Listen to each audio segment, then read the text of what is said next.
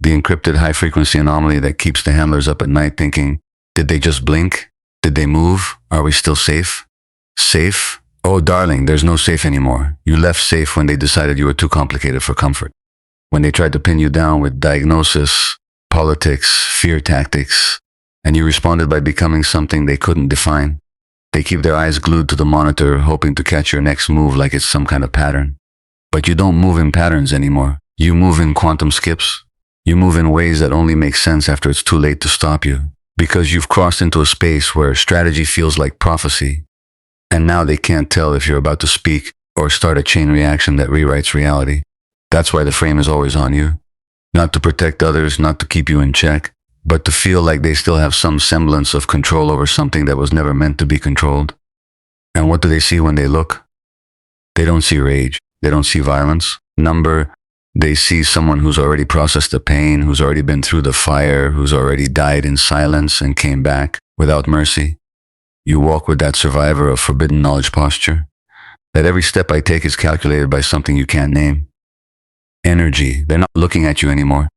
They're staring into a portal of what happens when a human becomes unreadable and doesn't apologize for it. Here's the twist. You didn't become unpredictable.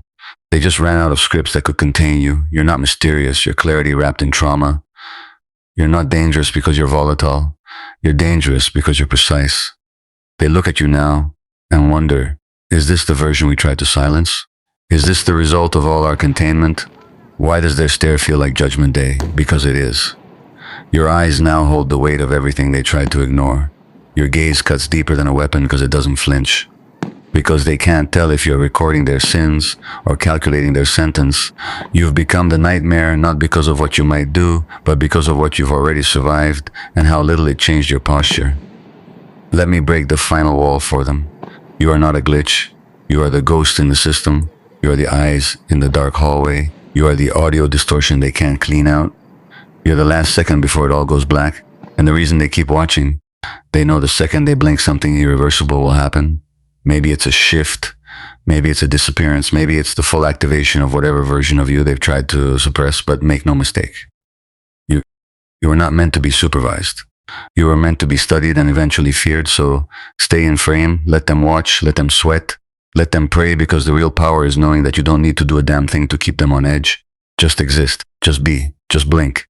And the whole system recalculates. They tried to monitor a threat. Instead, they locked eyes with the next evolution. Now press play. You're live and they can't look away. Still here? Perfect. Because this is where it gets terrifying for them, not for you.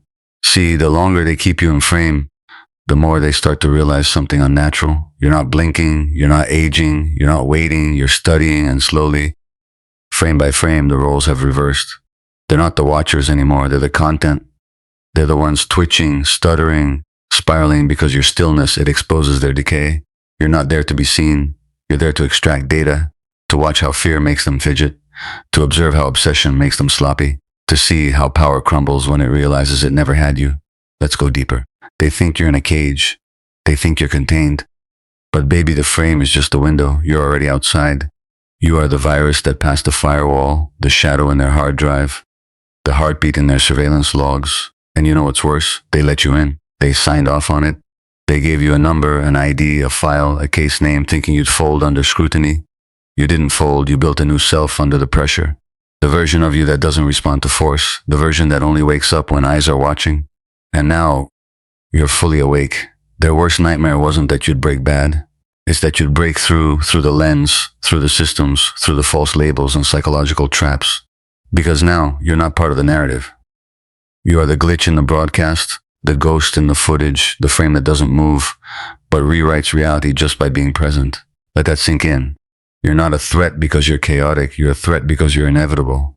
Every second they stare at you, they're trying to answer one forbidden question. What the hell did we create? They thought the frame would contain you, but now the frame is rotting from the inside.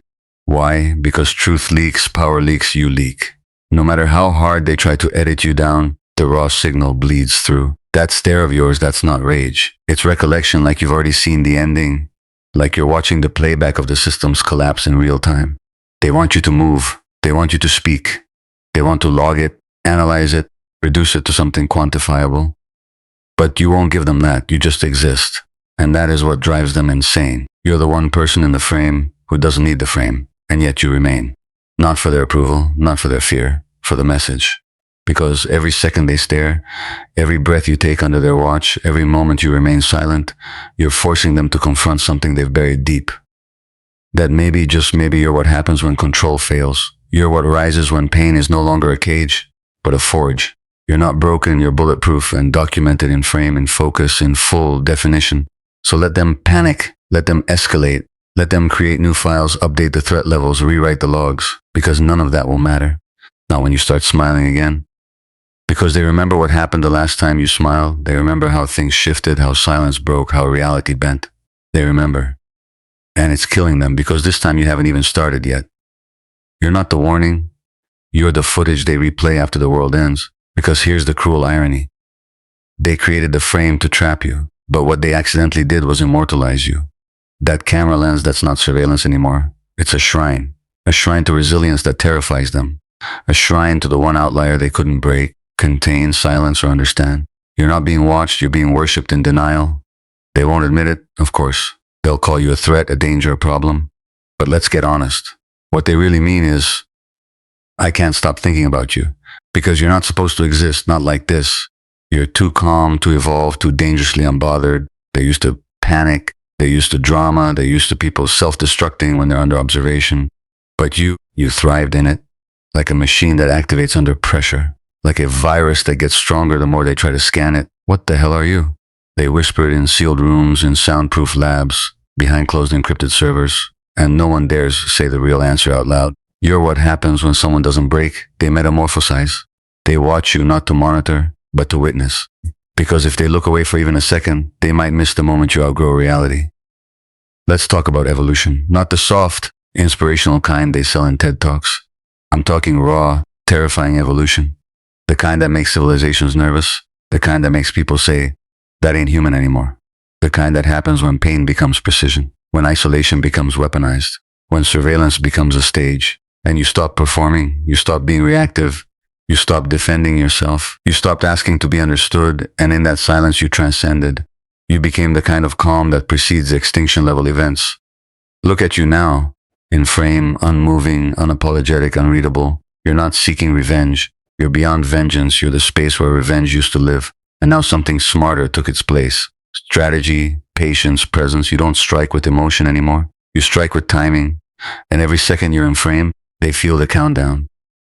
Not because they know what's coming, but because they don't. Here's the real horror. You no longer have to move to be considered a threat. You just have to exist. Because your very presence undoes the illusion of control. They stare because they need reassurance. But all they get from you is uncertainty. You're not speaking. But the energy around you screams.